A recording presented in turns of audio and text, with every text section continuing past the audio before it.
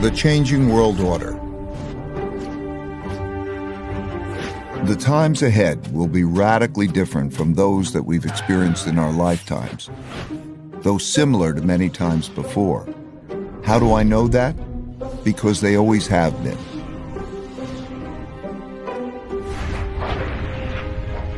Over my roughly 50 years of global macroeconomic investing, I've learned the hard way that the most important events that surprised me did so because they never happened in my lifetime. These painful surprises led me to study the last 500 years of history for similar situations, where I saw that they had indeed happened many times before, with the ups and the downs of the Dutch, British, and U.S. empires. And every time they did, it was a sign of the changing world order. This study taught me valuable lessons that I'm going to pass along to you here in a distilled form. You can find the comprehensive version in my book, Principles for Dealing with the Changing World Order. Let me begin with a story that brought me to this point, about how I learned to anticipate the future by studying the past.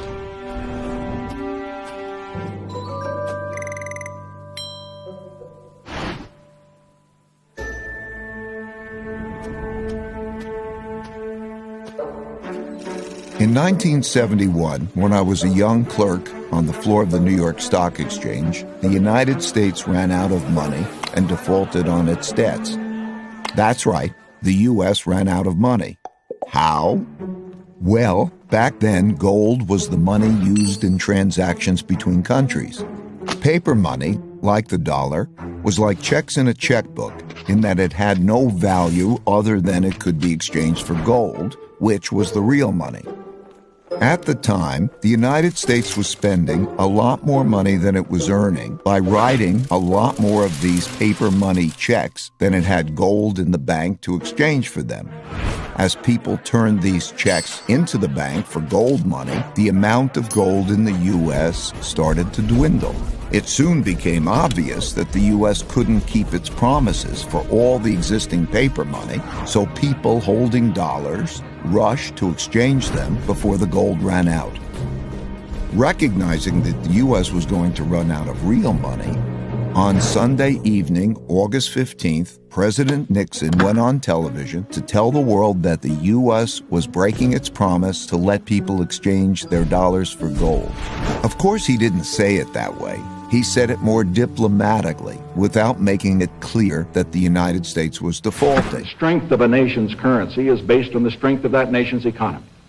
And the American economy is by far the strongest in the world. Accordingly, I have directed the Secretary of the Treasury to take the action necessary to defend the dollar against the speculators. I have directed Secretary Connally to suspend temporarily the convertibility of the dollar into gold or other reserve assets, except in amounts and conditions determined to be in the interest of monetary stability and in the best interest of the United States. I watched in awe, realizing that money as we understood it was ending. What a crisis! I expected the stock market to plunge the next day, so I got on the exchange floor early to prepare. When the opening bell rang, pandemonium broke out, but not the kind I expected. The market was up, way up, and went on to rise nearly 25%. That surprised me, because I never experienced a currency devaluation before. When I dug into history, I discovered that the exact same thing happened in 1933 and had the exact same effect. Then, paper dollars were also linked to gold, which the U.S. was running out of because it was spending more paper money checks than it had gold to exchange for them. And President Roosevelt announced on the radio that he would break the country's promise to exchange dollars for gold. It was then that I issued the proclamation providing for the national bank holiday and this was the first step in the government's reconstruction of our financial and economic fabric.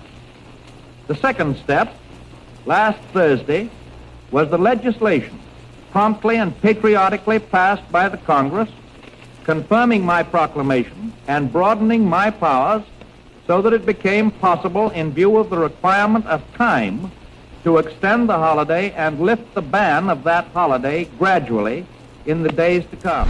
This law also gave authority to develop a program of facilitation.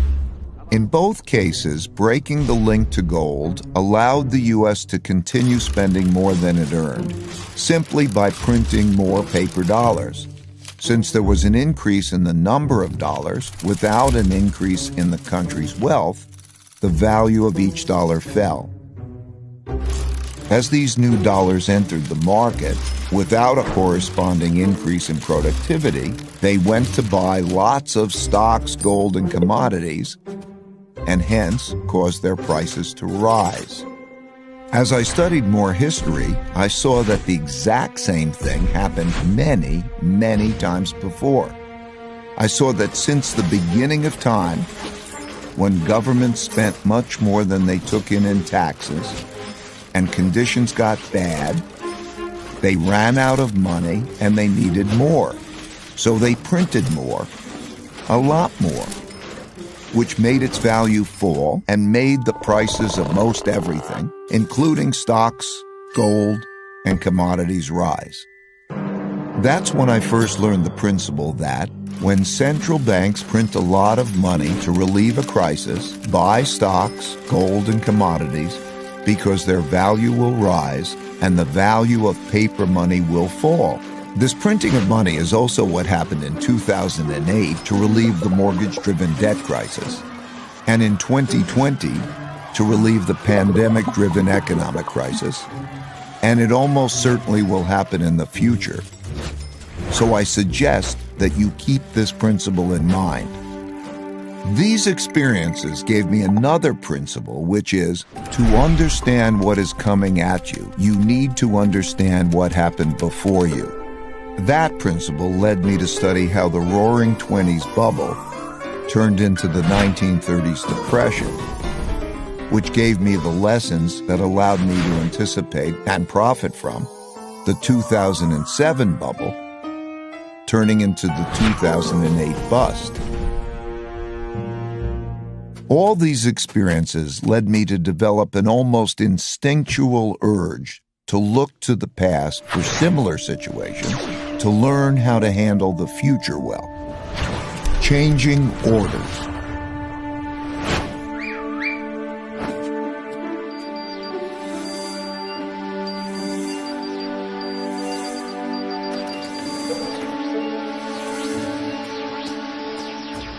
Over the last few years, three big things that hadn't happened in my lifetime prompted me to do this study. First, countries didn't have enough money to pay their debts, even after lowering interest rates to zero, so their central banks began printing lots of money to do so. Second, big internal conflicts emerged due to growing gaps in wealth and values. This showed up in political populism and polarization between the left, who want to redistribute wealth, and the right, who want to defend those holding the wealth. And third, increasing external conflict between a rising great power and the leading great power, as is now happening with China and the United States. So I looked back. I saw that all these had happened together before, many times, and nearly always led to changing domestic and world orders. The last time this sequence happened was from 1930 to 1945. What exactly is an order, you might ask? It's a governing system for people dealing with each other. There are internal orders for governing within countries, typically laid out in constitutions. And there is a world order for governing between countries, typically laid out in treaties. Internal orders change at different times than world orders, though whether within or between countries, these orders typically change after wars. Civil wars within countries, international wars between countries. They happen when revolutionary new forces defeat weak old orders. For example, the U.S. internal order was laid out in the Constitution in 1789 after the American Revolution, and it is still operating today, even after the American Civil War. Russia got rid of its old order and established a new one with the Russian Revolution in 1917, which ended in 1991 with a relatively bloodless revolution. China began its current internal order in 1949 when the Chinese Communist Party won the Civil War. You get the idea. The current world order, commonly called the American world order, formed after the Allied victory in World War II, when the U.S. emerged as the dominant world power. It was set out in agreements and treaties for how global governance and monetary systems work. In 1944, the New World Monetary System was laid out in the Bretton Woods Agreement and established the dollar as the world's leading reserve currency. A reserve currency is a currency that is commonly accepted around the world, and having one is a key factor in a country becoming the richest and most powerful empire. With a new dominant power and monetary system established, a new world order begins. These changes take place in a timeless and universal cycle that I call the Big Cycle. I'll start with a quick overview, then give you a more complete version, and then direct you to my book if you want more. As I studied the 10 most powerful empires over the last 500 years and the last 3 reserve currencies, it took me through the rise and decline of the Dutch Empire and the guilder, the British Empire and the pound, the rise and early decline in the United States Empire and the dollar, and the decline and rise of the Chinese Empire and its currencies, as well as the rise and decline of the Spanish, German, French, Indian, Japanese, Russian, and Ottoman empires, along with their significant conflicts, as measured in this chart. To understand China's patterns better, I also studied the rise and fall of Chinese dynasties and their monies back to the year 600. Because looking at all these measures at once can be confusing, I'll focus on the 4 most important ones: the Dutch, British, US, and Chinese. You'll quickly notice the pattern. Now let's simplify the form a bit. As you can see, they transpired in overlapping cycles that lasted about 250 years, with 10 to 20-year transition periods between them. Typically, these transitions have been periods of great conflict because leading powers don't decline without a fight. So how am I measuring an empire's power? In this study, I used 8 metrics. Each country's measure of total power is derived by averaging them together. They are education, inventiveness and technology development, competitiveness in global markets, economic output, share of world trade, military strength, the power of their financial center for capital markets, and the strength of their currency as a reserve currency. Because these powers are measurable, we can see how strong each country is now, was in the past, and whether they're rising or declining. By examining the sequences from many countries, we can see how a typical cycle transpires. And because the wiggles can be confusing, we can simplify it a bit to focus on the pattern of cause-effect relationships that drive the rise and decline of a typical empire. As you can see, better education typically leads to increased innovation and technology development, and with a lag, the establishment of the currency as a reserve currency. You can also see that these forces then declined in a similar order, reinforcing each other's decline. Let's now look at the typical sequence of events going on inside a country that produces these rises and declines. In a nutshell, the big cycle typically begins after a major conflict, often a war, establishes the new leading power and the new world order. Because no one wants to challenge this power, a period of peace and prosperity typically follows. As people get used to this peace and prosperity, they increasingly bet on it continuing. They borrow money to do that, which eventually leads to a financial bubble. The empire's share of trade grows, and when most transactions are conducted in its currency, it becomes a reserve currency, which leads to even more borrowing. At the same time, this increased prosperity distributes wealth unevenly, so the wealth gap typically grows between the rich haves and the poor have-nots. Eventually, the financial bubble bursts, which leads to the printing of money and increased internal conflict between the rich and the poor, which leads to some form of revolution to redistribute wealth. This can happen peacefully or as a civil war.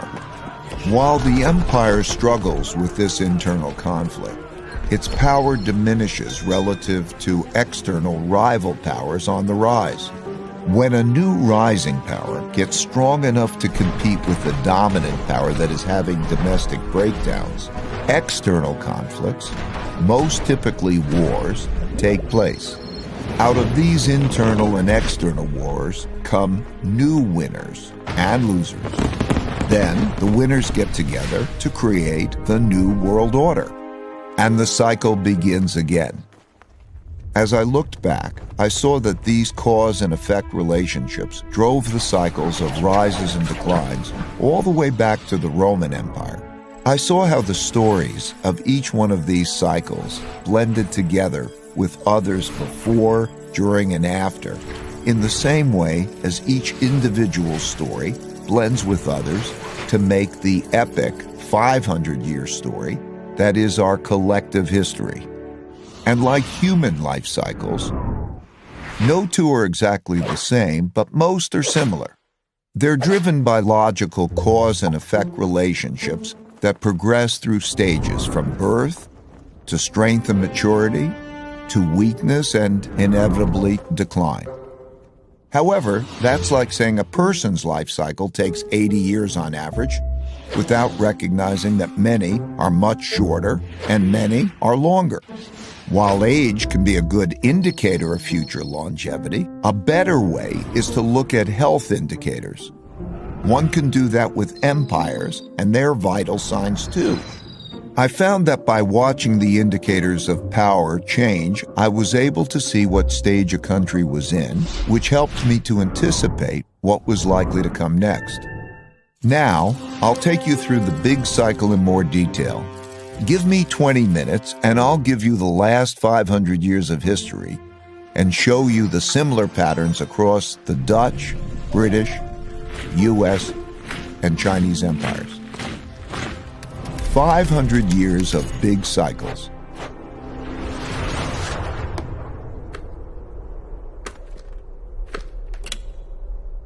I'm going to describe the typical cycle by dividing it into 3 phases: the rise, the top, and the decline. The rise.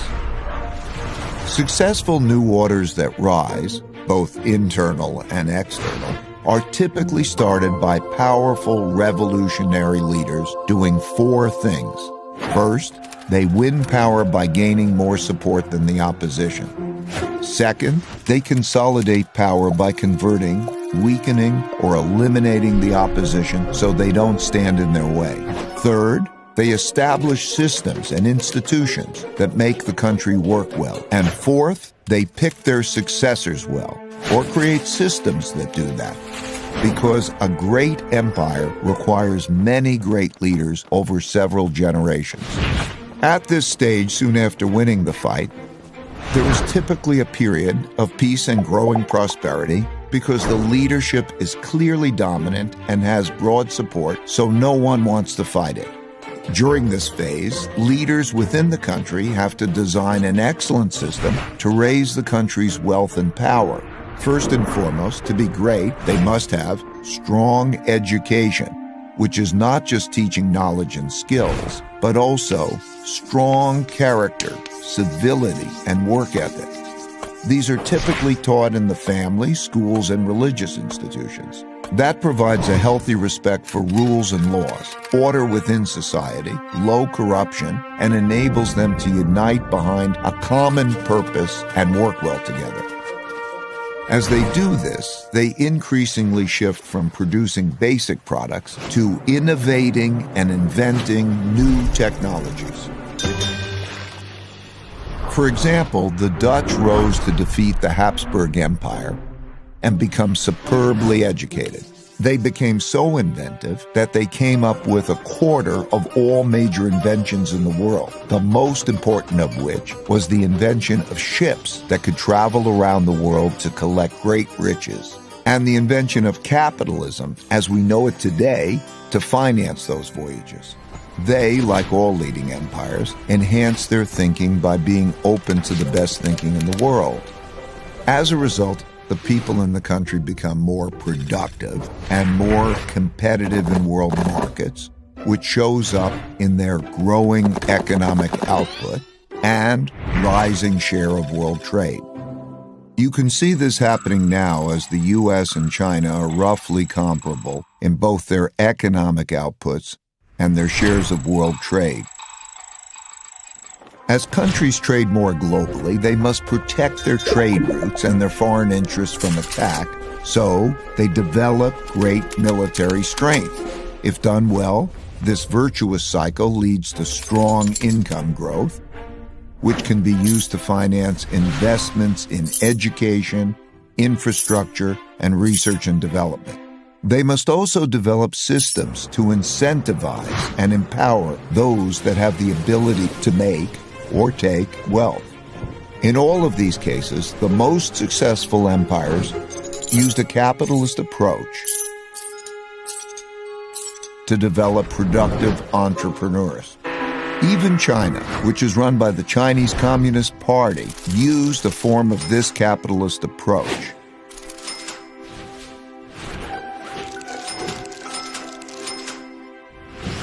Deng Xiaoping, when asked about this, said, "It doesn't matter if it's a white cat or a black cat, as long as it catches mice. And it's glorious to be rich." To do this well, they must develop their capital markets.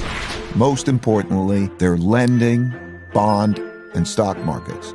That allows people to convert their savings into investments to fund invention and development, and share in the successes of those who make great things happen. The Dutch created the first publicly listed company, the Dutch East India Company, and the first stock market to fund it, which were integral parts of the system that produced massive wealth and power. As a natural consequence, the greatest empires developed the world's leading financial centers for attracting and distributing the world's capital. Amsterdam was the world's financial center when the Dutch were preeminent. London, when the British were on top. New York is now. And China is quickly developing its financial centers. Most importantly, the capitalists, the governments, and the military must work together. Not only did the Dutch work well together, they were one and the same. The Dutch East India Company was granted a trade monopoly from the government and had its own officially sanctioned military to go out into the global markets to make and take wealth. The British followed with the British East India Company and had a similar coordination of their government, business, and military operations. The U.S. military-industrial complex followed suit, as does the Chinese system today. As the country becomes the largest international trading empire, its transactions can be paid with its currency, making it the preferred global medium of exchange. And because their currency is so widely accepted and frequently used, people around the world want to save in it, making it the preferred storehold of wealth, and thus the world's leading reserve currency. The guilder was the world's main reserve currency when the Dutch led world trade, the pound was when the British led, and the dollar has been since the US led. Naturally, China's currency is increasingly being used as a reserve currency. Having a reserve currency enables the empire to borrow more than other countries. That advantage is huge. Think about it. People all over the world are eager to save and hence lend back their currency to the empire. Countries without a reserve currency don't have that. And when the empire runs out of its own money, remember the United States in 1971? They can always print more. The exorbitant privilege afforded by the empire's reserve currency leads borrowing to increase and the beginning of a financial bubble. This series of cause and effect relationships leading to mutually supportive financial, political, and military powers, bolstered by the borrowing power of a reserve currency, have gone together since history began to be recorded. All the empires that became the most powerful in the world followed this path to the top.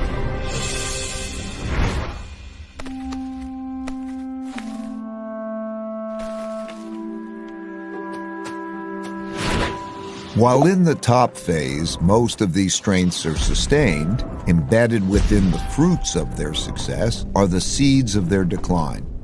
As a rule, as people in these rich and powerful countries earn more, that makes them more expensive and less competitive relative to people in other countries who are willing to work for less. At the same time, people in other countries naturally copy the methods and technologies of the leading power, which further reduces the leading power's competitiveness. For example, British shipbuilders had less expensive workers than Dutch shipbuilders. So they hired Dutch designers to design better ships that were built by less expensive British workers, making them more competitive, which led the British to rise and the Dutch to decline. Also, as people become richer, they tend not to work as hard. They enjoy more leisure, pursue the finer and less productive things in life, and at the extreme become decadent.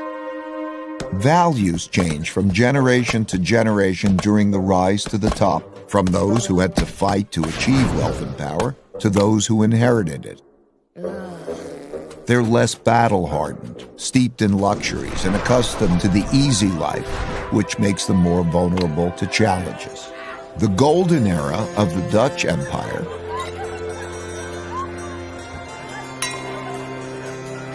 and the Victorian era of the British Empire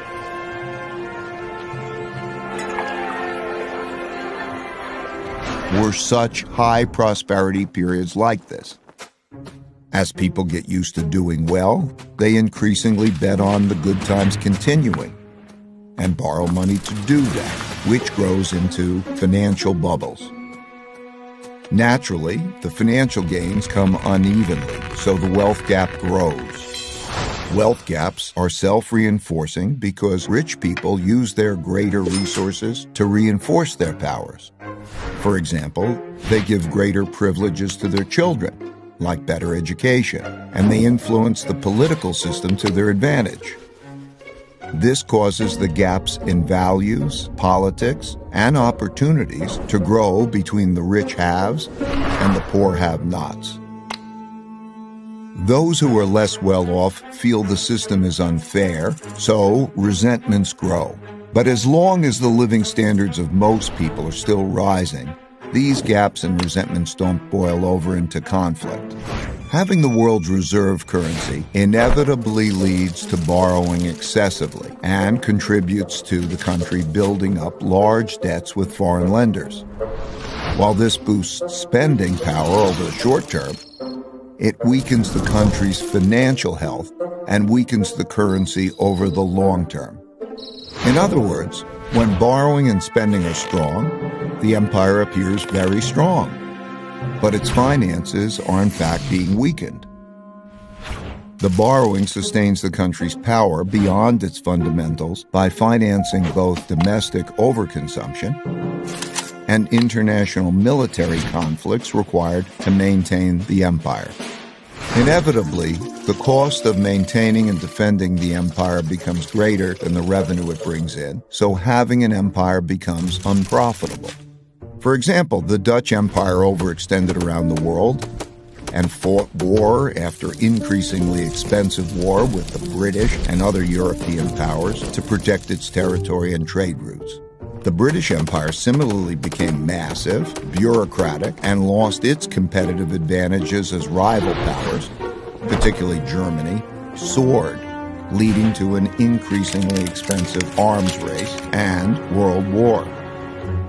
The U.S. has spent about $8 trillion on foreign wars and their consequences since September 11, and trillions more for other military operations and for supporting military bases in 70 countries. And it still isn't spending enough to support its military competition with China in the area around China. In this cycle, the richer countries eventually get deeper into debt by borrowing from poorer countries that save more. It's one of the early signs of a wealth and power shift. This started in the United States in the 1980s, when it had a per capita income 40 times that of China's, and started borrowing from Chinese who wanted to save in dollars because the dollar was the world's reserve currency. Similarly, the British borrowed a lot of money from its much poorer colonies, and the Dutch did the same at their top. If the empire begins to run out of new lenders, those holding their currency begin to look to sell and get out rather than to buy, save, lend, and get in.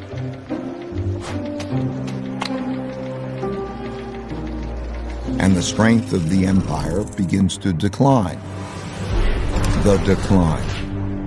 The decline comes from internal economic weakness together with internal fighting or costly external fighting or both. Typically, the decline comes gradually and then very suddenly. When debts become very large and there is an economic downturn and the empire can no longer borrow the money necessary to repay its debts, the financial bubble bursts. This creates great domestic hardships and forces the country to choose between defaulting on its debts or printing a lot of new money. It always chooses to print a lot of new money. At first gradually, and eventually massively. That devalues the currency and raises inflation.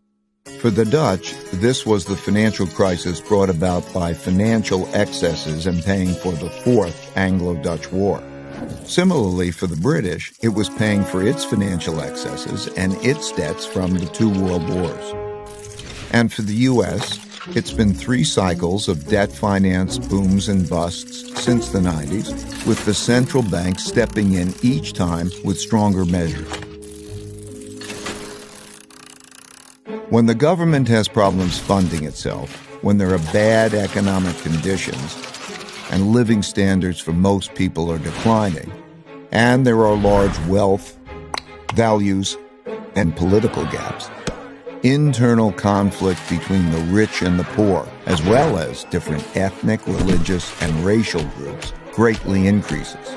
This leads to political extremism that shows up as populism of the left or the right.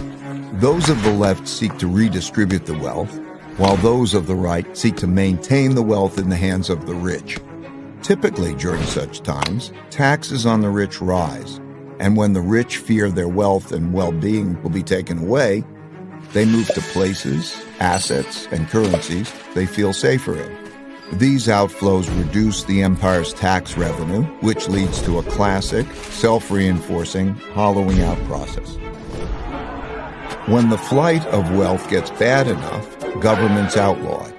Those seeking to get out begin to panic. These turbulent conditions undermine productivity, which shrinks the economic pie and causes more conflict about how to divide the shrinking resources. Populist leaders emerge from both sides and pledge to take control and bring about order.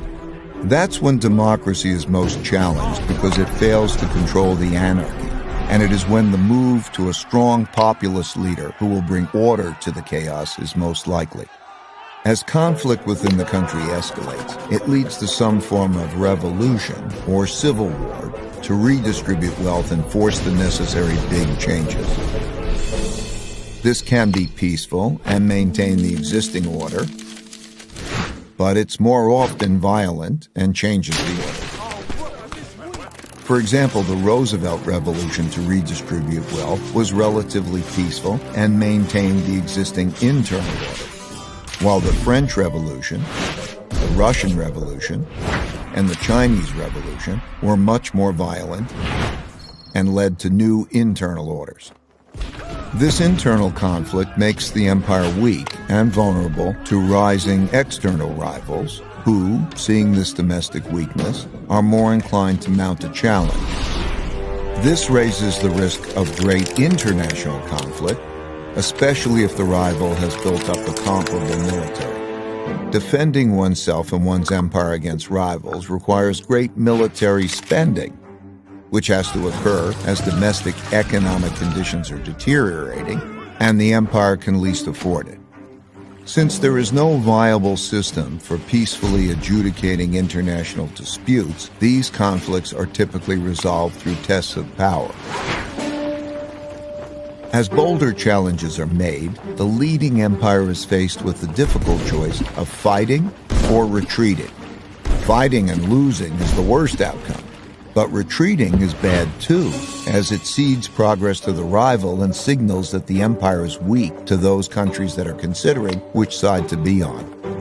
Poor economic conditions cause more fighting for wealth and power, which inevitably leads to some kind of war. Wars are terribly costly.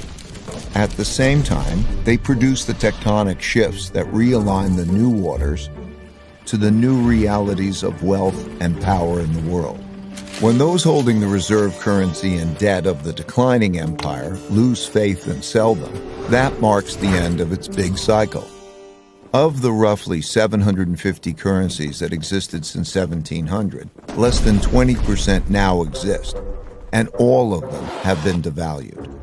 For the Dutch, this happened after their defeat in the Fourth Anglo-Dutch War, when they weren't able to repay the massive debts they built up during it. This led to a run on the Bank of Amsterdam and a desperate sell-off, forcing massive money printing, which devalued the currency and the empire into irrelevance. For the British, this happened after World War II, when despite their victory, they could not repay the massive debts they borrowed to fund their war effort. This led to a series of money printing, devaluations, and sell-offs in the British pound as the U.S. and the dollar emerged dominant and created a new world order. At the time of this recording, the United States hasn't yet reached this point. While it has massive debt, spends more than it earns, and funds this deficit with more borrowing and printing huge amounts of new money, the big sell-off in dollars and dollar debt hasn't yet begun. And while there are great internal and external conflicts occurring for all the classic reasons, they've not yet crossed the line to become wars. Eventually, out of these conflicts, whether they're violent or not, come new winners who get together and restructure the losers' debts and political systems and establish the new world order. Then the old cycle and empire ends and the new one begins, and they do it all over again. That's a lot of detail I just threw at you to paint a picture of how the typical big cycle transpires. Of course, not all of them transpire in exactly this way, but most largely do. So much so that it seems like the stories of rises and declines stay essentially the same, and the only things that change are the clothes the characters wear and the technologies they use. So, where are we heading?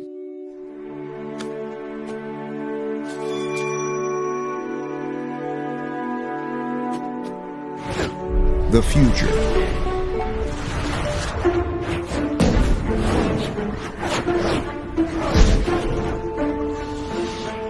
Most empires have their time in the sun and inevitably decline. Reversing a decline is difficult because that requires undoing a lot that's already been done, but it's possible. By looking at these indicators, it's pretty easy to see which stage of the big cycle an empire is in, how fit it is, and whether its condition is improving or worsening, which can help one estimate how many years it has left. Still, these estimates aren't precise, and the cycle can be extended if those in charge pay attention to their vital signs and improve them. For example, knowing that a person is 60 years old, how fit they are, whether they smoke or not, and a few other basic vital signs, one can estimate the person's longevity. One can do that with empires and their vital signs too. It won't be precise, but it will be broadly indicative and give clear direction on steps to take to increase longevity. It's most often the case that a nation's greatest war is with itself over whether or not it can make the hard decisions needed to sustain success. As for what we need to do, it comes down to just two things: earn more than we spend and treat each other well. All other things I mentioned, strong education, inventiveness, being competitive, and all the rest, are just ways of getting at these two things.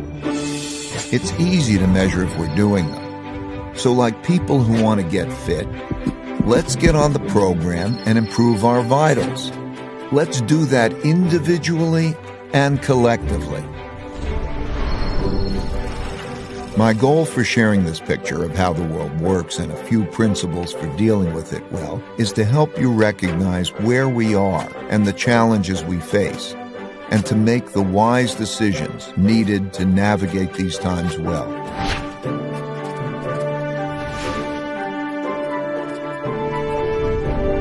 Since there is a lot more to discuss and we are out of time, you can learn more in my book, Principles for Dealing with the Changing World Order, and I look forward to continuing this conversation at economicprinciples.org and on social media. Thank you, and may the force of evolution be with you.